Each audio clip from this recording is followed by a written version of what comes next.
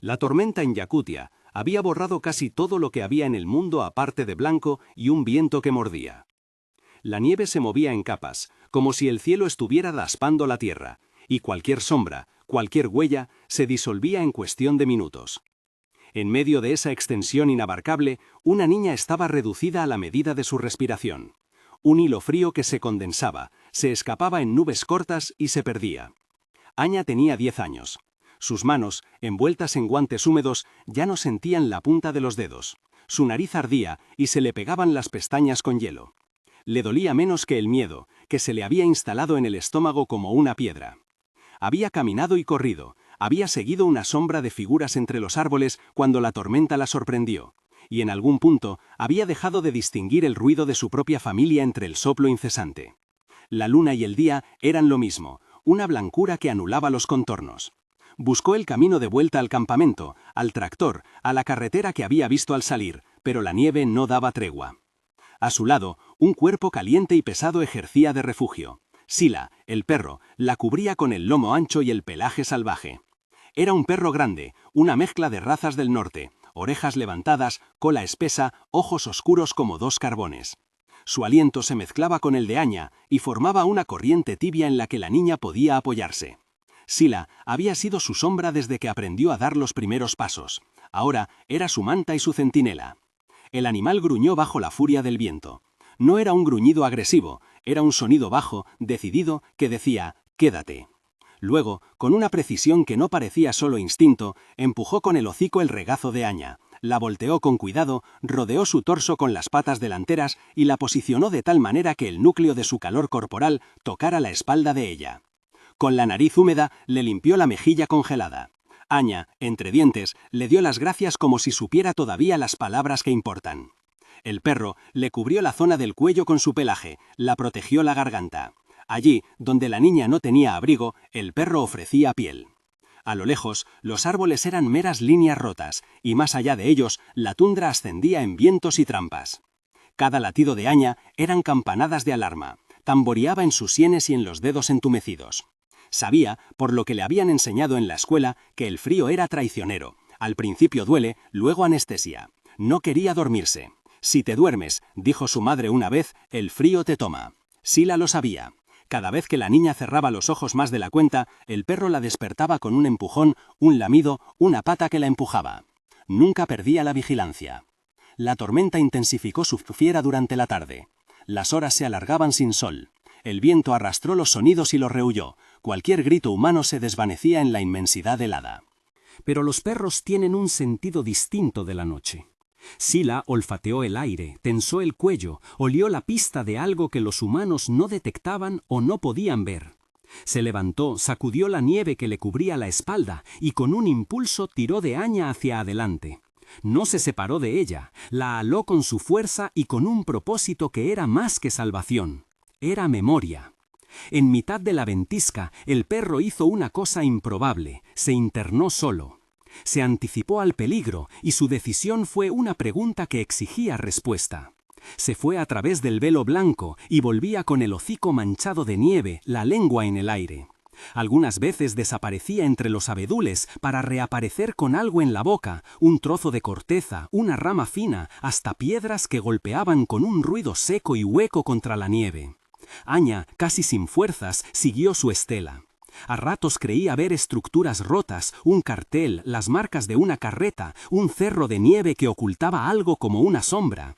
Cada hallazgo era una dirección. Cuando la tarde comenzó a ablandar su furor y la visibilidad se quebró apenas, una línea oscura surgió en el horizonte. Un tejado bajo, un rectángulo distinto contra la tundra.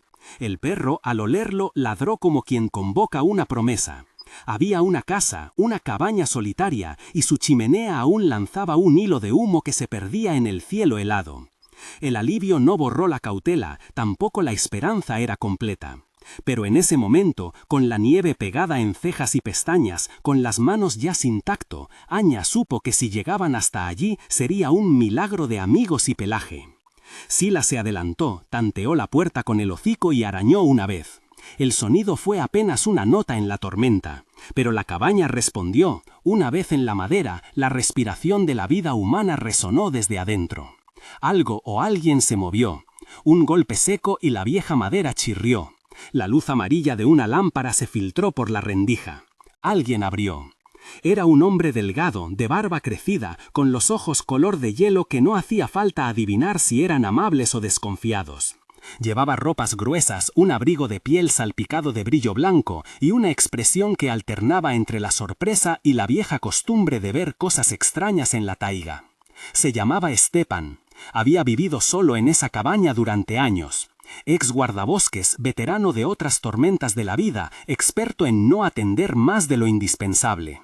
Sus manos, con uñas cortas y ásperas, sostuvieron a Anya cuando Sila lo empujó. No era un héroe complejo, era un hombre que sabía que quien duerme en la tundra puede morir sin ruido. Stepan dejó pasar primero al perro. Había algo en su mirada, una mezcla de alivio y miedo. Con movimientos medidos apartó nieve y encerró a la niña entre un calor que no era pleno pero sí suficiente. Encendió un brasero de metal y puso una olla con algo de caldo en el fuego. No eran soluciones médicas, eran medidas viejas que funcionaban cuando nada más estaba. Sila se adelantó, tanteó la puerta con el hocico y arañó una vez. El sonido fue apenas una nota en la tormenta, pero la cabaña respondió. Una vez en la madera, la respiración de la vida humana resonó desde adentro. Algo o alguien se movió. Un golpe seco y la vieja madera chirrió. La luz amarilla de una lámpara se filtró por la rendija. Alguien abrió. Era un hombre delgado, de barba crecida, con los ojos color de hielo que no hacía falta adivinar si eran amables o desconfiados. Llevaba ropas gruesas, un abrigo de piel salpicado de brillo blanco y una expresión que alternaba entre la sorpresa y la vieja costumbre de ver cosas extrañas en la taiga. Se llamaba Stepan. Había vivido solo en esa cabaña durante años. Ex guardabosques, veterano de otras tormentas de la vida, experto en no atender más de lo indispensable. Sus manos, con uñas cortas y ásperas, sostuvieron a Anya cuando Sila lo empujó. No era un héroe complejo, era un hombre que sabía que quien duerme en la tundra puede morir sin ruido. Stepan dejó pasar primero al perro. Había algo en su mirada, una mezcla de alivio y miedo. Con movimientos medidos apartó nieve y encerró a la niña entre un calor que no era pleno pero sí suficiente. Encendió un brasero de metal y puso una olla con algo de caldo en el fuego. No eran soluciones médicas, eran medidas viejas que funcionaban cuando nada más estaba. Secó la cara de Anya con una toalla áspera, le quitó las prendas empapadas y la envolvió en una manta. Sila no se separó. Se acomodó a los pies de la niña, posando la cabeza sobre su regazo como si vigilar el sueño fuera su tarea más seria. Stepan habló en voz baja, con un acento que el viento parecía arrancarle. Le preguntó la edad, su nombre, de dónde venía. Las respuestas salieron entrecortadas. Los nombres de sus padres, la excursión que había ido a buscar hongos o leña con su familia, un error de cálculo y la tormenta que llegó más rápido que el regreso. La cabaña olía a té, a cuero viejo, a madera quemada. Algo en ese olor tranquilizaba. El hombre sacó su radio de onda corta y tanteó la frecuencia. El aparato devolvió ruidos estáticos, pero en algún punto, como cuando la luz conecta al fin, la voz de una emisora distante se filtró con contenido y noticias que no correspondían a la urgencia del momento. Eran otra geografía. Sin embargo, tener una voz humana fue suficiente. El perro lamió las manos de Anya y se quedó allí, inmóvil, como si hubiera concluido su primera tarea. Sin embargo, Stepan observó algo en el animal que no era común. Marcas en la piel donde el pelaje se entreabría en puntas y una cicatriz pequeña detrás del oído. No era la marca de una pelea en la naturaleza, tenía la rectitud de lo hecho por una mano. Más allá, al separar el pelaje, apareció una pequeña etiqueta metálica, incrustada discretamente en la piel, que Stepan palideció al ver.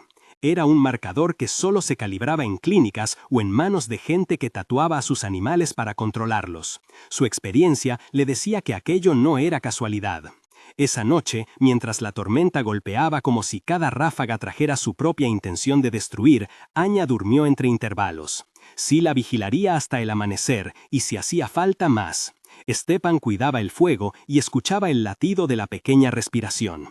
En un rincón, junto a una pila de periódicos amarillentos, Stepan encontró una caja vieja con herramientas y documentos que guardaba por costumbre. No buscaba confirmar nada. Su trabajo era simple, proteger a los que pisaban su suelo. Pero la caja parecía tener un destino nuevo. A la mañana siguiente, el sol no apareció. La tormenta se había convertido en una costumbre del lugar. Sin embargo, la visibilidad mejoró lo justo para que Stepan pudiera pensar con claridad. Preparó un té más fuerte y sacó una camilla improvisada para la niña. Sila no se separó. En la penumbra de la cabaña, con el vapor del té recortando pequeñas líneas en el aire, Stepan examinó al perro con más atención. La etiqueta metálica era en apariencia un simple microchip externo, algo que a los cazadores y a los institutos de cría les gustaba para mantener el orden. Pero la forma en que aquella etiqueta estaba fusionada con la piel indicaba que no se había hecho por amor. Había sido la marca de quien quería la propiedad. Stepan no era hombre de teorías, prefería los hechos. Llamó por radio a una central en la ciudad más cercana, a la que rara vez comunicaba, el cuartel, un amigo en el pueblo. La señal llegó con dificultades. Cuando explicó la situación, niña perdida, perro con marcas, la respuesta fue lenta y cautelosa. La región tenía empresas que trabajaban con animales para tareas diversas: transporte, trabajo en la tundra, investigación. Pero también había historias siniestras, rumores de contratistas que entrenaban animales para servicios de seguridad y luego los descartaban. En un lugar tan vasto, la frontera entre ayuda y abuso se desdibujaba con facilidad. Mientras tanto, la ciudad, al sur, lejos de la cabaña, no era un punto relevante en la vida de Aña. Su familia vivía cerca de una granja no lejos de la ruta principal. La desaparición de la niña había puesto en marcha una búsqueda familiar a pequeña escala: linternas, voces, trineos. Sin embargo, la tormenta dispersó a la gente y las pistas se borraron con rapidez. La madre, Basilisa, había llorado hasta quedarse sin voz y luego, con dientes apretados, había utilizado la radio de la aldea para pedir ayuda. La comunidad no era numerosa, pero funcionaba por solidaridad. Sin embargo, los rescates en Yakutia dependen del viento tanto como del coraje, y sin maniobras coordinadas se puede perder una ventana de supervivencia. La cabaña era, por su parte, un refugio mínimo. Tenía una litera, un estante con herramientas y un pequeño taller donde Stepan reparaba motosierras y arreglaba trineos. En una caja escondida tras una tabla floja encontró un pendrive femenino y, curiosamente, una foto arrugada: un perro con el mismo perfil de Sila, junto a hombres de mirada orgullosa, uniformes que sugerían pertenencia a una empresa con urdimbre oficial. No era la prueba definitiva, pero era una pista. En la foto también había un logo corto e inespecífico, una silueta que podría pertenecer a cualquier contratista privado. Stepan arrugó la ceja, no le gustaban los recortes. Fue entonces cuando llegó Irina.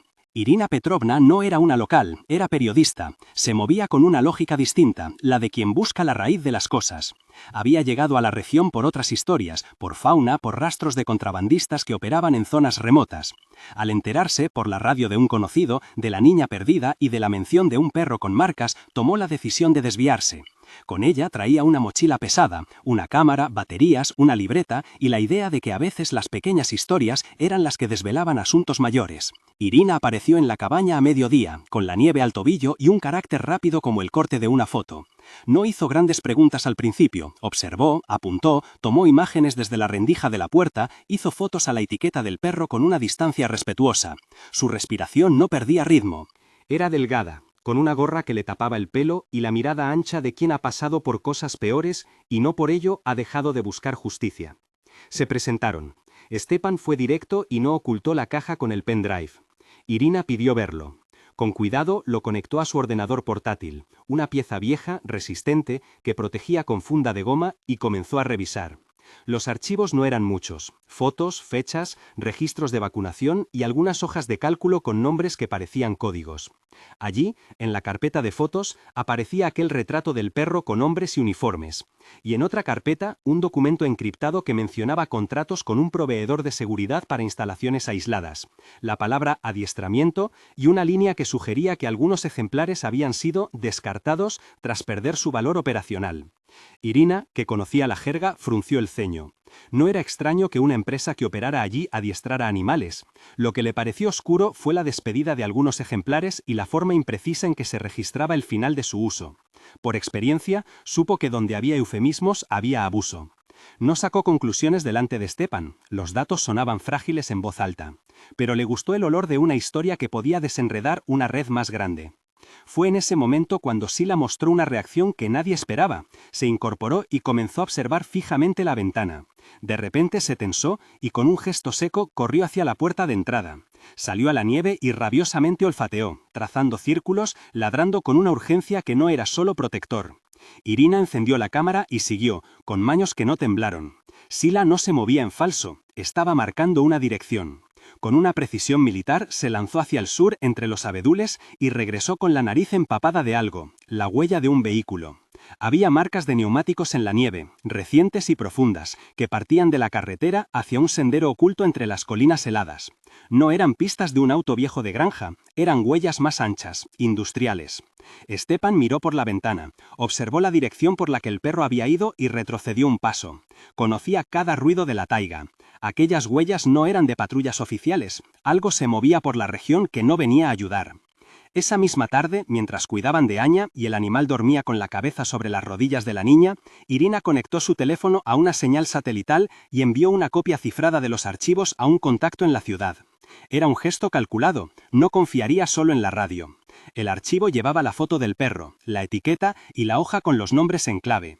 Si aquello tenía posibilidad de convertirse en una investigación seria, necesitaba un respaldo.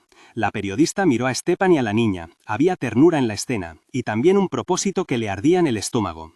No podemos quedarnos callados con algo así. Stepan inclinó la cabeza. Los dos entendieron que aquello podía ponerse peligroso. Cuando la noche llegó, la cabaña volvió a ser pequeña ante la posibilidad de amenaza externa. En la lejanía, los árboles se movían como si observaran con desconfianza. Irina no dormía, repasaba notas y organizaba el material. Stepan se sentó al lado del brasero, comprobando las cuerdas del rifle que colgaba en la pared, no con intención de usarlo, sino por costumbre. Anya dormía con una manta subida hasta la barbilla, su respiración algo más lenta, menos aguda. Sila, en guardia, seguía cubriéndola. En la madrugada, Irina recibió una llamada críptica al móvil. Era una voz que parecía neutral y que preguntó por algo que no debería estar en libertad. La periodista no reveló mucho, la línea colgó. Pocos minutos después, en la oscuridad, se escuchó un motor lejano que no debía estar allí a esa hora. Sila se puso de pie, rígido. Su ladrido, profundo y sostenido, fue una alarma que atravesó la casa. Stepan miró la puerta sin moverse. Afuera, en la nieve, se recortaron luces difusas, dos faros que avanzaban con lentitud, buscando algo que la tormenta podía haber hecho aparecer para ellos. La presencia de aquellos faros no era un accidente, no en Yakutia, no cuando alguien, en busca de algo tan singular como un perro con marcas, decide salir en una noche cerrada. Irina guardó su portátil en su mochila con movimientos calculados. Sabía, por experiencia, que las amenazas no siempre llegaban con violencia. Muchas veces bastaba la sombra de un coche para intimidar a quienes querían seguir investigando. Stepan, con la calma de quien lleva años viviendo en la frontera del mundo humano y el que no habla, abrió la puerta apenas un palmo. Afuera, en la nieve, un hombre enjuto se adelantó con guantes limpios y una voz que pretendía ser amiga. Dijo llamarse Pavel y que venía de una empresa de logística que operaba en la zona. Preguntó por la niña, por si se había extraviado alguna mascota. Era un gesto bien construido. No llevaba armas a la vista, y su sonrisa era la de quien ha practicado muchas sonrisas. Stepan no confió, no en la noche, no en Yakutia. Habló con cortedad. Pavel insistió y mostró una tarjeta sin logo con un número que parecía oficial. Anya, al ponerse bien de pie entre mantas, miró por la ranura de la puerta y reconoció la figura de Sila. El perro se plantó entre Pavel y la niña, erguido protegiéndola con la misma firmeza con la que hubiera protegido su colonia de lobos. Pavel miró al animal con un gesto que disimuló una sorpresa cercana al recelo. La tensión quedó suspendida en la luz mortecina que se filtraba por la nieve. Pavel se fue con una disculpa que no llegó a ser del todo convincente. After he left, the tracks in the snow confirmed what Stepan feared. The vehicle had turned back gradually, as if scouting. It was a small victory. They had stayed, but they felt observados. Irina cerró las persianas de la cabaña y volvió a encender el ordenador. Las pruebas que había encontrado se amontonaban como piezas de un rompecabezas todavía incompleto. Al amanecer, con un frío punzante y la nieve apenas menos blanca, la radio trajo voces de la ciudad. El mensaje que Irina había enviado había llegado a un correo en la capital regional. Un editor había examinado las imágenes y había considerado que aquello podía ser una historia mayor. Había interés, pero también prudencia. La región tenía agentes dispuestos a callar antes que a dejar filtros burocráticos sacar a la luz lo que lumbreras de Lupresa habían hecho. La combinación de un contractor privado y una comunidad dispersa en la taiga era un lugar perfecto para los secretos. Decidieron que lo prudente era alertar a alguien de la ley. Irina pensó en Yegor, un agente joven que había mostrado una ética poco común en la zona. No completamente inscrito en la telaraña de compromisos locales, con voluntad de ayudar si no le ponían una pistola sobre la mesa. Stepan no conocía a Yegor, pero le gustaba la idea de una fuerza que no fuera vertical. Irina lo llamó y le explicó brevemente la situación. Niña rescatada, perro con marcas, documentación parcial. Yegor prometió venir si podía organizar a alguien que trajera un oficial que no fuera cómplice. Mientras esperaban, la comunidad empezó a moverse en silencio. La familia de Aña, alertada por la radio, había llegado a la zona con trineos y vecinos. El reencuentro no estaba lejos, pero tampoco garantizado. La tormenta y la red de intereses podían cortar cualquier posibilidad. Aña no sabía que su madre, en ese momento, deslizaba una bufanda al viento y rezaba para que su hija estuviera caliente. Lo único real para ella era el aliento de Sila, el peso seguro del pelaje contra su espalda. Horas después, mientras la luz del día se mezclaba con una neblina húmeda, Irina puso su grabadora sobre la mesa y dijo en voz baja: «Si no exponemos esto, puede que mañana haya otro perro, otra niña, y nadie lo note». Stepan asintió, con la mirada dura. Sila, apoyado contra las piernas de Aña, pareció comprender que su papel había cambiado. No era ya solamente el perro de una niña, era evidencia, refugio, la llave de una historia que necesitaba salir. En la pista que llevaba a la carretera se vieron nuevas huellas, más vehículos habían pasado y algunos se movían con intención. No eran buscadores con buenas manos, eran como quien barre el lugar antes de que alguien entre. La cabaña, que hasta entonces había sido un escondite inofensivo, adquiría peso en una balanza que podía inclinarse hacia el peligro. Irina pidió que guardaran todo lo que pudiese servir como prueba. Los papeles, la foto en la caja, la etiqueta metálica se metieron dentro de una bolsa de plástico que la periodista llevó consigo. Sabía que cualquier descuido podía significar que esa evidencia desapareciera. La fotografió, la registró, la escaneó y envió copias a su red de confianza. Si había un punto débil en la telaraña, era la exposición. La luz pública, pensó, podía ser su mejor aliada. Stepan, por su parte, se dedicó a fortalecer la entrada, no por violencia, sino por prevención. Pequeñas tablas sobre las ventanas, más leña para el brasero, un lugar más resguardado para la niña si la situación empeoraba. A su antiguo instinto de supervivencia se sumó un gesto protector hacia Anya, que no permitía preguntas. Había algo en la relación entre el hombre, la niña y el perro que parecía devolverle a Stepan una infancia propia. Él también había conocido la soledad, había tenido que confiar en manos amigas. No quiso que esa cadena se rompiera. La calma tensa se mantuvo durante el día. Irina se movía como una sombra inevitable. Hacía llamadas, redactaba notas, cuidaba que la información llegara a quienes podían convertirla en acción. La niña recuperaba colores en las mejillas gracias al calor compartido con Sila. Su madre llegó unas horas después, con la cara arrugada por la angustia y la gratitud a partes iguales. Corrió hacia la cabaña y se arrojó sobre Anya entre sollozos, que escaparon en palabras truncas. Sila observó con cierto recelo protector, como si aquella mujer pudiera arrebatar lo único que el perro había prometido vigilar. No ocurrió.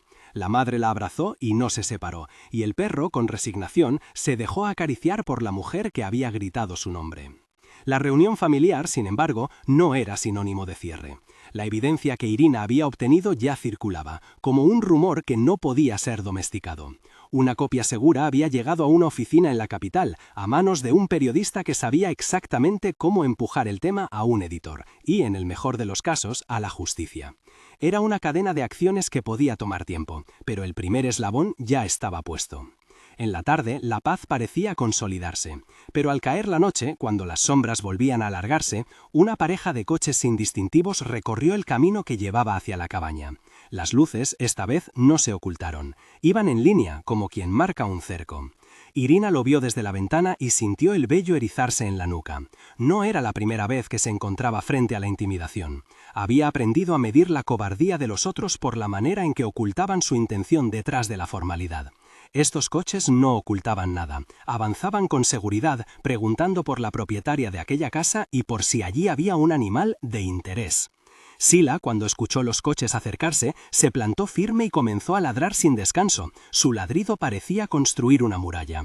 Anya se llevó las manos al pecho y miró a Stepan, temiendo que aquel ruido fuera el preludio de algo más oscuro. Stepan abrió la puerta y con la voz baja, como quien intenta no elevar la tensión, preguntó qué buscaban. De la boca de uno de los hombres salió la misma historia enmascarada. Solo estamos realizando control rutinario. Pero la manera en que miraron la etiqueta del perro no era de curioseo, era de apropiación. La escena quedó suspendida en una respiración. Irina, escondida detrás de una cortina, apretó el botón de grabación. Tenía temor de que la presencia de los coches fuera un aviso. No siempre llegaban para dialogar.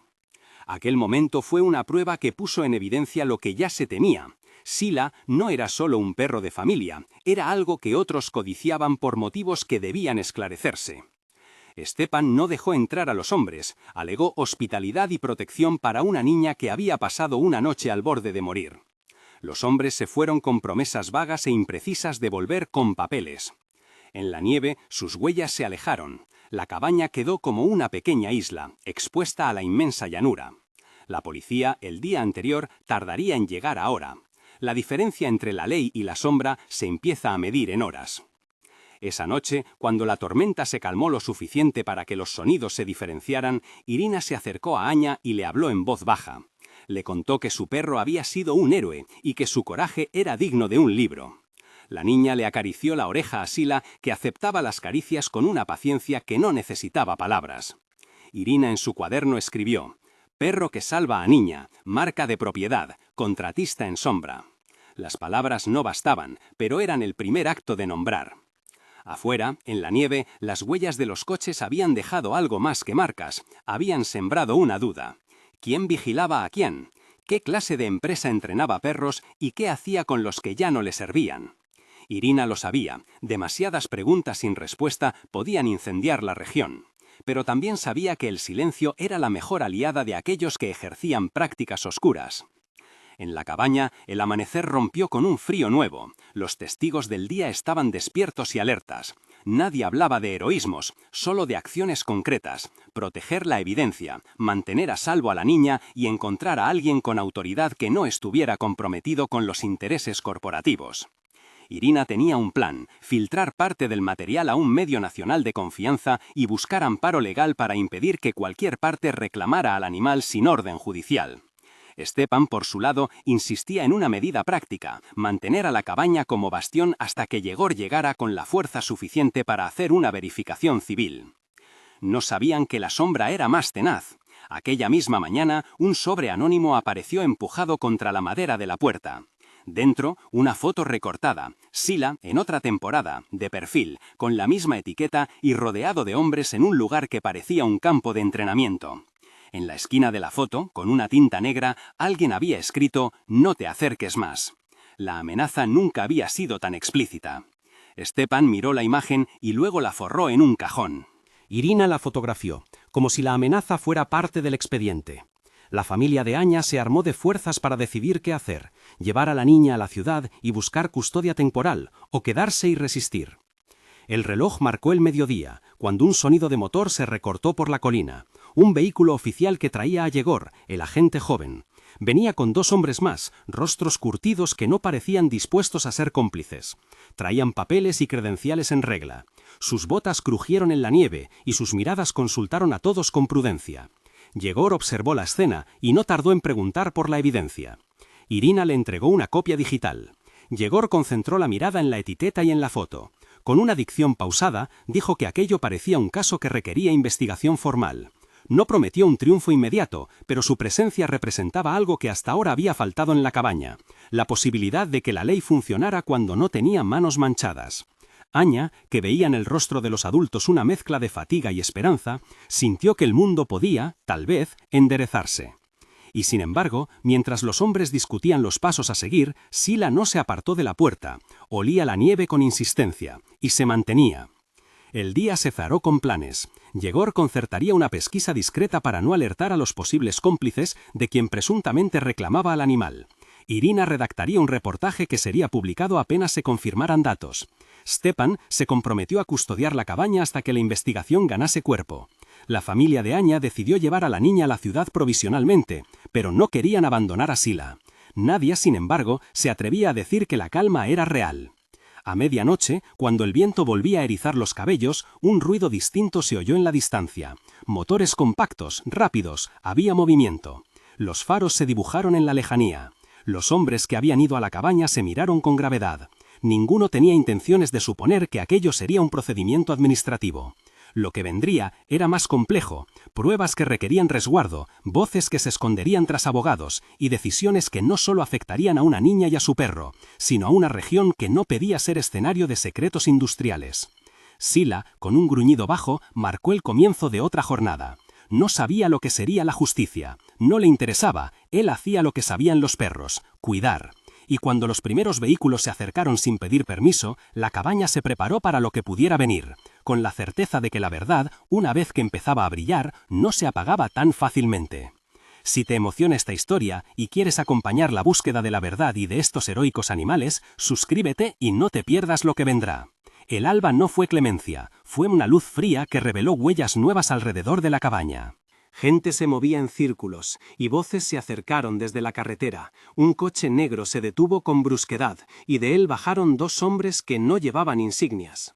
Eran la misma presencia que habían rondado antes, pero esta vez no habían perdido la paciencia. Uno de ellos llevaba una funda de lona en la mano. Sus miradas rozaron a Anya por un instante, y al perro, con un reconocimiento que no podía ser casual. Yegor dio un paso adelante y colocó la mano sobre la chapa de su chaqueta, donde portaba su placa. Dijo en voz alta: «Aquí no entra nadie sin orden judicial». La respuesta fue una sonrisa corta y vacía. El hombre de la funda dijo que no buscaban problemas, solo querían hablar con los responsables.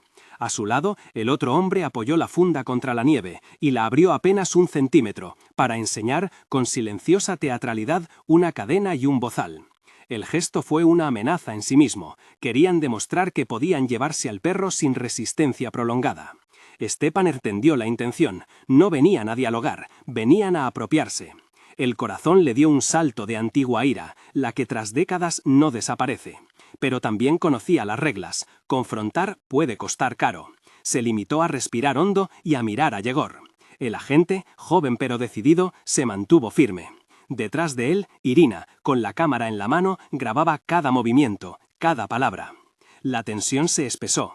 Sila, que había sido central desde la tormenta, se levantó con un rugido que no era únicamente de perro. Se interpuso entre la puerta y los hombres, e hizo algo que nadie esperaba. Dio 2 pasos hacia adelante, erguido, y lanzó un ladrido tan profundo que parecía un mensaje a todos los presentes: «No pasarán». El mundo se detuvo un segundo. Las miradas se cruzaron. El protocolo, la ley, las amenazas y los latidos chocaron en esa pausa.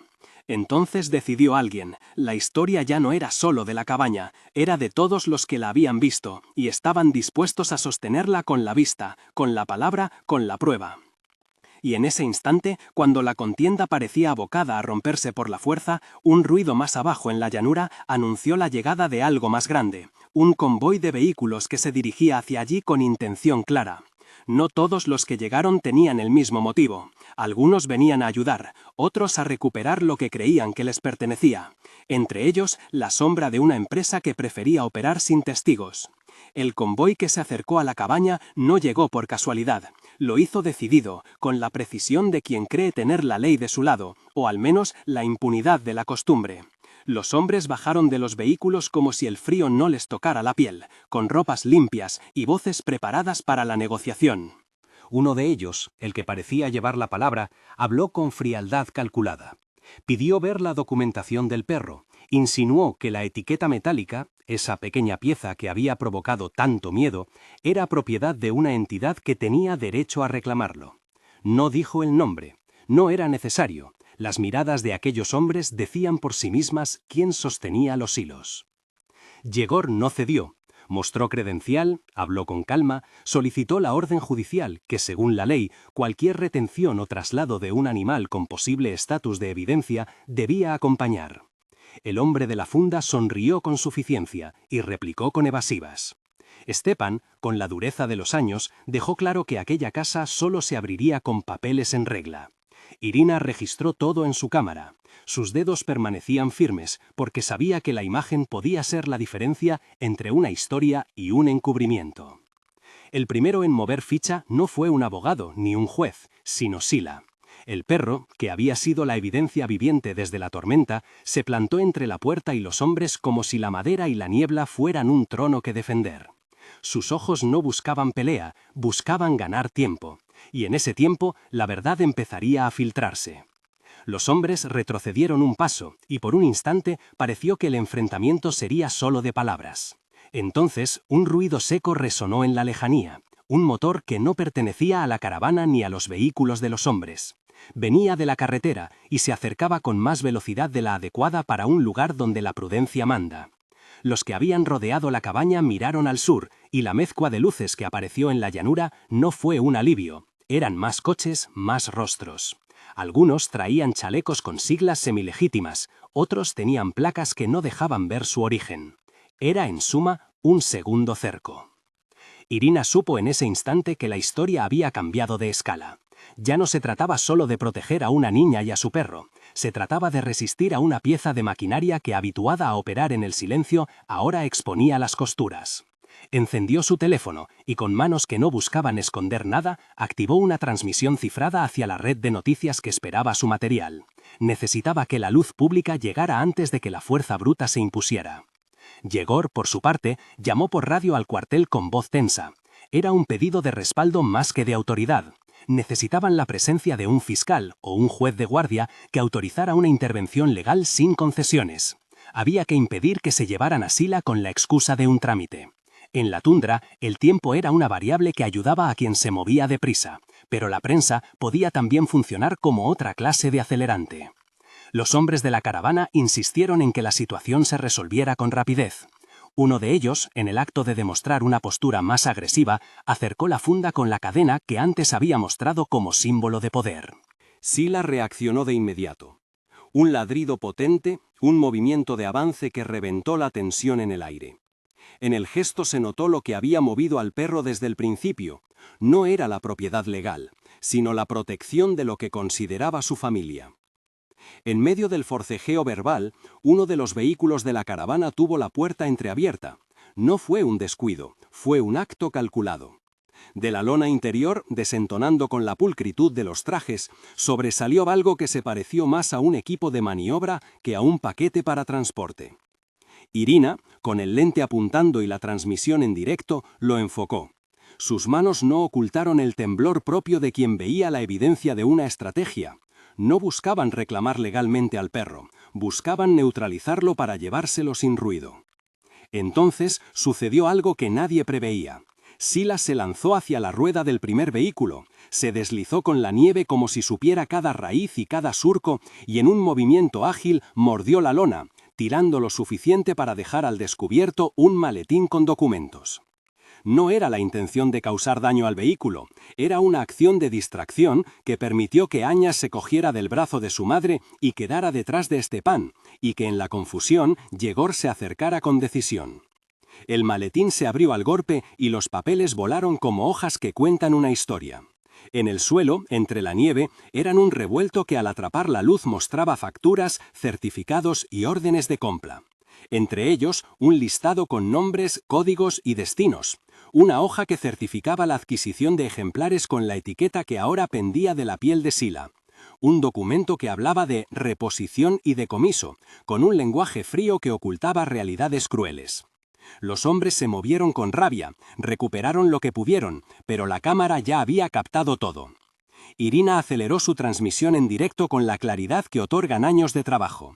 Habló con voz templada, sin gritos, nombró que veía, describió los papeles, contó la conducta de Sila y relató los pasos hasta la llegada de Yegor.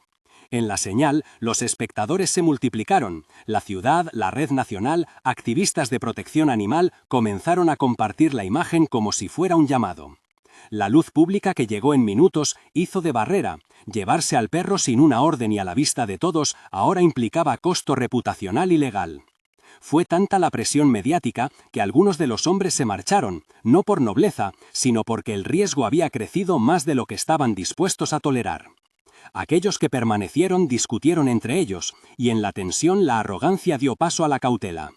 El líder de la caravana sacó de su bolsillo un teléfono y habló en voz baja con alguien que no estaba allí, palabras de amenaza suavizadas por un sentido de urgencia. No merecía más que murmullos, pero dejó claro que no abandonarían fácilmente la idea de recuperar lo que consideraban su propiedad. Yegor, sintiendo el cambio de atmósfera, habló con decisión. Pidió que se registrara el material recuperado y que se levantara acta. Solicitó además que se hicieran fotografías oficiales de la etiqueta, del maletín y del conjunto de papeles. Todo debía entrar ahora en un circuito de custodia que impedía su desaparición. El temporizador institucional comenzaba a correr. Irina, que no solo estaba allí como cronista sino como gestora de la causa, envió copias a su red y la noticia explotó en portales nacionales. Una lluvia de mensajes, llamados y llamados en cadena, se disparó en la capital. En medio del ruido ocurrió el siguiente capítulo. Alguien llamaría a la prensa y diría con sorpresa fingida que había un empleado que quería hablar. No fue fácil convencerlo de salir del anonimato. La lealtad a una empresa que había moldeado su vida y el miedo a represalias pesaban. Pero la urgencia de la tormenta, la necesidad de que la historia se robusteciera, terminó por vencer. Esa noche, por mensajes encriptados, Irina recibió una conversación grabada. La voz de un hombre que trabajaba en un centro de adiestramiento al otro lado de la región hablaba con voz temblorosa de ejemplares descartados, de criterios de eficacia y de perros que desaparecían de los registros con la misma cotidianeidad con que se barría un polvo del taller. No ofrecía detalles gráficos, ofrecía nombres, fechas y una descripción administrativa que encajaba con los documentos que ahora reposaban en la nieve.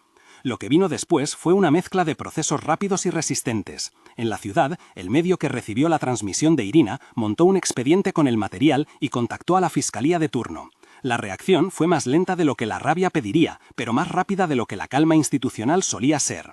Un juez determinó, a la vista de las imágenes en directo y del maletín con documentos, que ninguna autoría podía proceder a la retirada del perro sin una orden judicial y que, ante la circunstancia de posible delito, sustracción, tráfico o negligencia, la custodia del animal debía permanecer en manos de quienes habían garantizado su protección, la familia de Aña, temporalmente, con un acta de depósito probatoria y la intervención formal de Yegor. La medida fue un alivio, pero no un fin. El problema estructural seguía allí. La empresa, una entidad con nombre y redes en la capital y contactos en diversas regiones, ahora tenía a la opinión pública encima. Sus voceros emitieron comunicados buscando matizar la situación, protocolos, malentendidos, requerimientos administrativos. No bastó. La cámara penetra donde el lenguaje corporativo no alcanza. La evidencia, la voz del exempleado y la etiqueta quedaron como piezas que no cuadraban con la versión oficial. En la cabaña, la tensión comenzó a transformarse en trabajo concreto. Se necesitaba resguardar la prueba y preparar las siguientes acciones. Irina, con la experiencia de quien ha visibilizado injusticias, contactó a una ONG de protección animal de la capital que aceptó, en la prisa del momento, enviar un representante. Llegó una mujer llamada Oksana que tenía cara de quien ya había pasado por tribunales y por refugios repletos. Evaluó la situación, la condición del perro y la situación legal y propuso una estrategia: proteger la custodia de Sila con un acta notarial y una queja formal ante el organismo regulador de contratistas. Irina, Yegor, Stepan y la familia de Aña firmaron la documentación. La cabaña se transformó en un nodo de burocracia práctica: formularios, listas, registros fotográficos y un informe veterinario que describía la condición del perro sin entrar en florituras ni en juicios. Mientras todo esto ocurría, la comunidad reaccionó. Pequeños gestos de solidaridad llegaron desde el pueblo y de aldeas cercanas, manteas, comida caliente y hombres dispuestos a formar una guardia ciudadana para alejar a quienes quisieran entrar por la fuerza. La noticia había prendido una llama en la región. Ya no solo era la niña, ni la etiqueta, ni la foto. Era la idea de que en un territorio tan vasto los débiles podían ser aprovechados sin testigos. Esa sensación disparó la solidaridad. La empresa intentó una jugada legal, presentó un recurso urgente argumentando propiedad de material de entrenamiento y solicitó la liberación del perro. La apelación fue formal al punto de ser técnico: contratos, facturas, números de identificación. Pero Irina y su equipo tenían algo que la empresa no había previsto: la difusión. Miles de ojos veían cada nueva maniobra. La presión política creció y con ella la incomodidad de quienes en organismos locales miraban para otro lado. Entonces, en un movimiento menos mediático y más humano, un nombre apareció entre los correos filtrados: Ivan K., Un exoperador que había trabajado en el centro de entrenamiento envió por canales seguros a Irina una serie de fotos y una grabación donde se veía a los perros en instalaciones cerradas, recintos con rieles y jaulas y a documentos que hablaban de éxitos y descartes. Era material que no buscaba el morbo, buscaba dar contexto, mostrar que muchos perros tras un ciclo de operatividad reducida terminaban en compradores sin control. El ex operador habló con voz apretada y dijo algo que golpeó a todos. No eran máquinas, algunos solo estaban asustados, los sacaban y ya. Su testimonio no decía que todos los perros habían sido torturados sistemáticamente, pero nadie necesitaba esa gráfica para comprender que lo ocurrido era, en el mínimo, descuido grave y, en el peor de los casos, complicidad criminal. La Fiscalía, activada por la presión mediática y por las nuevas pruebas, abrió una investigación formal. Funcionarios de la capital vinieron por su cuenta para levantar pruebas y tomar declaraciones. Había procedimientos que cumplir. Custodia de documentos, entrevistas a testigos, verificación de correos y de transferencias bancarias que mostraran el movimiento de recursos. En la tundra, la noticia se sintió como si la luz del mediodía tuviera un peso diferente. Incrustaba la esperanza en un terreno acostumbrado a la resignación. Mientras tanto, en la cabaña, Sila se estabilizaba. Un veterinario enviado por la ONG constató que no había heridas recientes de violencia, solo marcas y cicatrices que sugerían un pasado de trabajo intenso y, en algunos points, de intervenciones rutinarias de control. Le extrajeron muestras de sangre para verificar chips y registros. La etiqueta metálica, esa pieza que había activado la cadena, fue catalogada y enviada al laboratorio para autenticación. Aquello que había empezado como una etiqueta pasó a ser la llave que abría una puerta más grande, la posibilidad de rastrear una red. Con el avance de la investigación, la empresa comenzó a tambalear en su discurso. Las redes sociales, las cámaras de los medios y la gente en la calle exigieron responsabilidad. Hubo llamados a oficinas, cartas al presidente regional y una convocatoria de organizaciones civiles para proteger a animales rescatados. En la ciudad, un editor decidió publicar un reportaje en profundidad con todas las pruebas que Irina había entregado y con las declaraciones del exoperador. El material contenía, además, testimonios de antiguos empleados que no habían querido hablar antes por miedo. La palanca que rompió el cierre final de la historia no fue un solo tiro judicial. Fue la suma de pequeñas humillaciones públicas que dejó en evidencia a la empresa, facturas, correos que mencionaban devoluciones no documentadas y un informe de auditoría que mostraba cómo algunos ejemplares eran vendidos a subcontratistas sin control. La presión mediática y la apertura de la investigación forzaron a la entidad a suspender operaciones en la región y a aceptar una serie de inspecciones. Algunos directores fueron citados a declarar, otros renunciaron en medio de comunicados cuidadosos. No todos los frentes se resolvieron con rapidez. La empresa recurrió decisiones, impulsó demandas que buscaban bloquear la publicación de más materiales y amenazó con procesos a Irina y a los medios. Pero el contexto había cambiado. Ahora no era una voz sola contra una maquinaria. Era la voz de la prensa, de la fiscalía, de la comunidad y de las organizaciones de protección animal. La diversidad de actores transformó la historia en un escudo. En la pequeña cabaña, cuando el calor fue cierto y las rondas de noche no exigían tanto nervio, Anya se sentó en el umbral junto a Sila. La madre, Vasilisa, todavía mantenía la mirada de quien había vivido lo indecible, pero su voz ya tenía notas de futuro. «No sé cómo agradecer», le dijo al perro. Anya, que había recuperado parte de su risa entre la intervención médica y las caricias, se apoyó en el pelaje y cerró los ojos. En esa postura había una verdad simple. La relación entre la niña y el perro no se reducirá a una disputa legal. Era un vínculo tejido con respiraciones compartidas durante una tormenta. La Fiscalía, cuando presentó cargos preliminares, lo hizo con cautela: delitos de manipulación de documentos, posible tráfico de animales y negligencia administrativa. No era la justicia completa que alguien soñara, los procesos judiciales son lentes lentas, pero implicaba investigaciones profundas, congelamiento de cuentas y la obligación de la empresa de responder. Los nombres de algunos ejecutivos aparecieron en las citaciones. El ruido comenzó a sentirse como un cambio estructural. No se trataba de un caso aislado, era un alboroto que podía llevar a reformas en los controles sobre contratistas que trabajaban con animales. A raíz del escándalo, organizaciones internacionales que trabajaban en protección animal pusieron su mirada sobre la región. Llegaron asesorías legales, protocolos para la protección de animales recuperados y propuestas de ley que limitaron la posibilidad de ver a los perros como activos descartables. Fue un proceso lento, lleno de debates técnicos y políticos, pero la conversación pública había cambiado de tono. La etiqueta metálica que había estado incrustada en Sila pasaría a ser, simbólicamente, un catalizador. En lo inmediato, hubo otras necesidades concretas: crear un lugar donde Sila y otros perros recuperados pudieran vivir en condiciones dignas. Irina y Oksana, con la ayuda de donaciones pequeñas pero insistentes y de la movilización local, organizaron una convocatoria para construir un refugio regional.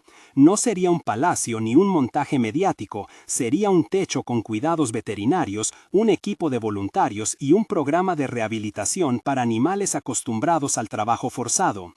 A la voz de la comunidad se sumaron algunas ONGs de la ciudad que aportaron fondos modestos y asesoramiento técnico.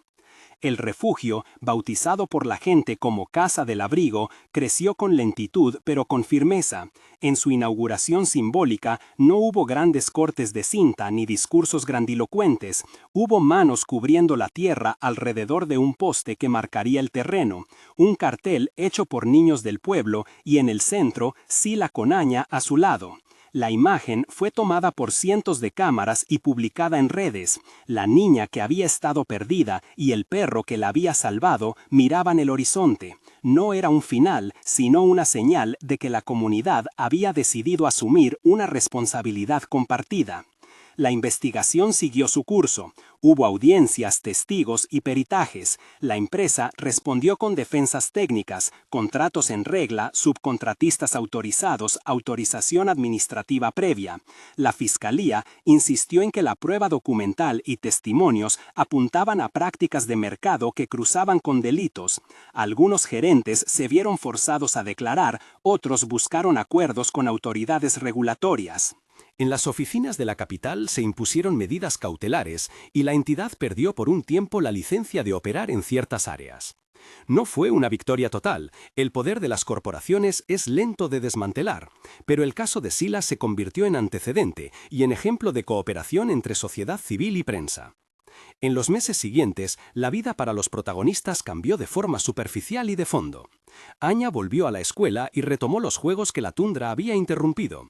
Basilisa encontró en la comunidad una red de apoyo que le ayudó a cuidar a la niña y a enfrentar el proceso judicial que se iba desarrollando.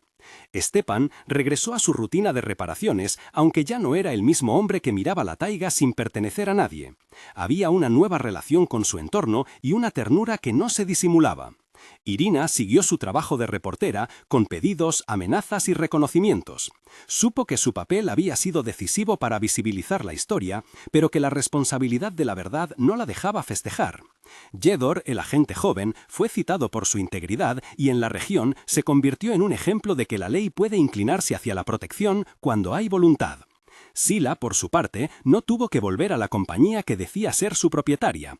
El acta de depósito se transformó en una custodia provisional que permitió que la ONG y la familia acordaran cuidados. El perro, que había sido héroe en una noche de tormenta, siguió siendo héroe en las historias que se contaban alrededor de fogones. Era el animal que había enseñado a una aldea la urgencia de defender lo débil. Con el tiempo, algunos propusieron que fuera el emblema del refugio, otros quisieron que estuviera entre los primeros en recibir un nombre que trascendiera la etiqueta. Sila se mantuvo por la sencillez y por resonar con su fuerza. El refugio creció con dificultades prácticas, recursos, voluntarios, permisos. Pero la historia dio frutos inesperados. Se sumaron veterinarios que ofrecieron consultas gratuitas, donaciones internacionales pequeñas y una red de adopción que con el tiempo dio salida a perros que necesitaban nuevos hogares. Los recursos no fueron abundantes, pero fueron suficientes para sostener un proyecto que cuidara a animales y educara a la comunidad sobre los peligros de convertir seres vivos en meros activos. La ley comenzó a moverse hacia regulaciones más estrictas y a crear circuitos de vigilancia para empresas que trabajaran con animales en zonas remotas. La prensa siguió cubriendo el caso. Hubo entrevistas largas, reportajes que pusieron nombres y apellidos a responsables administrativos y columnas que discutieron la ética del entrenamiento de animales para seguridad. No faltaron quienes defendieron la necesidad de entornos controlados para ciertos trabajos, pero la discusión ganó profundidad y dejó de ser el secreto de unos pocos. Meses después de la tormenta, la Fiscalía presentó un conjunto de cargos más concretos contra directivos de la compañía y subcontratistas. El proceso aún estaba en marcha y la lenta maquinaria judicial debía decidir responsabilidades. Mientras tanto, la presión pública y la existencia del refugio consiguieron algo importante. Al menos en esa región, la práctica de descartar animales sin controles había disminuido notoriamente. Era, una vez más, una medida imperfecta, pero con efectos concretos. En la apertura del nuevo salón del refugio, cuando la gente se reunió para celebrar por lo que había logrado, Aña subió a una caja improvisada y dijo sin grandes palabras lo que muchos pensaban. Sila me salvó cuando la nada estaba cerrada. Ahora nosotros tenemos que salvarlos a ellos. Su voz fue pequeña pero clara. La ovación que siguió no buscó grandes gestos. Era el reconocimiento de quienes habían participado en una cadena que salvó algo que no se compra. Las cámaras tomaron la imagen y en las crónicas siguientes, la historia de la niña y el perro quedó como un ejemplo. No fue el cuento perfecto de justicia inmediata, fue, en cambio, una serie de episodios donde la ribera de la ley, la fuerza de la prensa y la solidaridad comunitaria modificaron un patrón. Hubo denuncias que prosperaron y otras que se perdieron en los laberintos judiciales. Hubo acuerdos que repararon económicamente a algunos afectados y procedimientos disciplinarios que aleccionaron a funcionarios. El resultado no fue redondo ni total, pero sí un punto de inflexión. Con el invierno siguiente, mientras la tundra tejía su capa blanca, Aña y Sila caminaban a la orilla del pueblo. A veces se sentaban en la nieve y miraban el horizonte, y ella le contaba al perro historias de la escuela. Él escuchaba con la cabeza ladeada, atento al ritmo humano. Sila no rehuyó la atención ni la fama, se dejó acariciar por niños que conocían su historia y por ancianos que querían darle las gracias. Para ellos, el perro había representado la fidelidad que no se traza con contratos, sino con gestos pequeños y decisivos. Irina publicó, al cabo de un año, un reportaje en profundidad que reunía todo el material, testimonios, documentos, audios y la crónica de la cabaña. Lo hizo con la calma de quien sabe que las palabras bien documentadas perduran. No buscó sensacionalismos, buscó, una vez más, que la verdad tuviese un registro. El impacto fue uno más en la cadena, llevó a preguntas parlamentarias, a nuevos protocolos y a la discusión en foros de protección animal. El resultado no fue redondo ni total, pero sí un punto de inflexión. Con el invierno siguiente, mientras la tundra tejía su capa blanca, Aña y Sila caminaban a la orilla del pueblo. A veces se sentaban en la nieve y miraban el horizonte, y ella le contaba al perro historias de la escuela. Él escuchaba con la cabeza ladeada, atento al ritmo humano. Sila no rehuyó la atención ni la fama, se dejó acariciar por niños que conocían su historia y por ancianos que querían darle las gracias. Para ellos, el perro había representado la fidelidad que no se traza con contratos, sino con gestos pequeños y decisivos. Irina publicó, al cabo de un año, un reportaje en profundidad que reunía todo el material, testimonios, documentos, audios y la crónica de la cabaña. Lo hizo con la calma de quien sabe que las palabras bien documentadas perduran, no buscó sensacionalismos, buscó, una vez más, que la verdad tuviese un registro. El impacto fue uno más en la cadena, llevó a preguntas parlamentarias, a nuevos protocolos y a la discusión en foros de protección animal.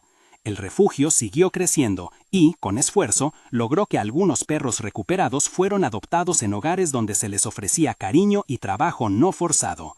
Para aquellos que no encontrarían hogar, la casa les dio techo, alimento y la posibilidad de acercarse al mundo sin ser tratados como meros instrumentos.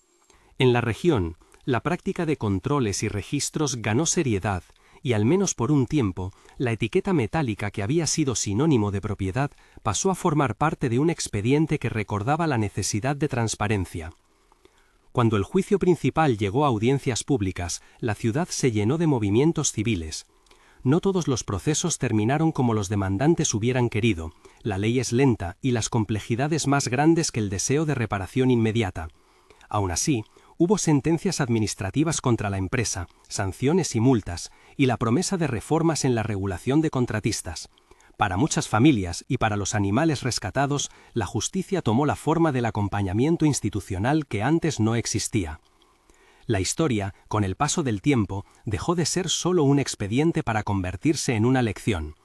En los años que siguieron, hubo conferencias, charlas en colegios y programas de radio donde la experiencia de la cabaña se contaba no para alimentar un mito, sino para enseñar procedimientos, cómo actuar ante un animal rescatado, la importancia de documentar evidencia y cómo la prensa local puede jugar un papel clave en visibilizar problemas estructurales. En lo íntimo, la vida de Anya se fue recomponiendo alrededor de pequeñas rutinas que la ayudaron a recuperar la infancia, juegos con amigas, ayuda en la granja familiar, tardes en las que solo se contaba hasta 10 para no preocuparse. Sila envejeció con dignidad, con menos ímpetu de antaño y la misma mirada certera. Basilisa, su madre, encontró en la labor comunitaria y en el refugio una forma de devolver la mano que el destino les había ofrecido en la noche de la tormenta. Stepan, que tantas veces había cerrado la puerta a los demás, descubrió en aquel proceso una nueva comunidad. Ya no era el guardabosques que vivía para sí, era un hombre que comprendía que incluso el paisaje más grande se nutre de la cercanía de otros. A veces, por la tarde, se sentaba en su banco y miraba a Sila y a la niña mientras la nieve se pegaba al cielo. No buscaba epílogos, se conformaba con el calor de la taza en las manos. Irina siguió su ruta de reportera inquieta, pero aquella historia la marcó. Comprendió que la perseverancia y la documentación pueden cambiar patrones. A su vez, recibió cartas y mensajes de otras regiones que habían visto el caso y se inspiraban a actuar. No fue una celebridad, sino un canal, no buscó protagonismos, sino resultados. En la memoria colectiva de la región, la noche de la tormenta quedó como un día que probó la resistencia humana y canina, la niña perdida que fue salvada por su perro, el hombre que abrió la puerta, la periodista que divulgó la verdad y el agente que llevó la ley con la prudencia de quien cree en su oficio. Fue una historia que mostró cómo la intersección entre coraje, solidaridad y difusión pública puede transformar una injusticia en proceso de reparación. Al final, la imagen que quedó en la mente de todos no fue la de una disputa legal, ni la de una empresa desconcertada, fue la de un perro apoyando su cabeza sobre el regazo de una niña que lo miraba con ojos que ya no temían la noche. Era la simple, poderosa confirmación de que la lealtad puede ser la primera piedra sobre la que se construye la justicia. Si esta historia te conmovió y quieres apoyar a rescates como este, compártela y visita organismos de protección animal. Cada gesto cuenta y puede salvar otra vida.